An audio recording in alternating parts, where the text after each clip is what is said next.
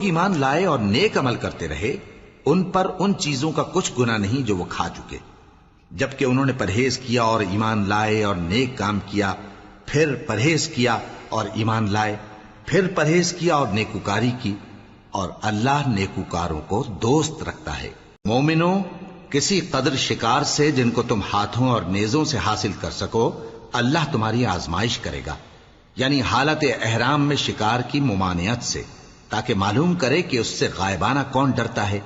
سو جو اس کے بعد زیادتی کرے تو اس کے لیے دکھ دینے والا عذاب تیار ہے۔ مومنوں،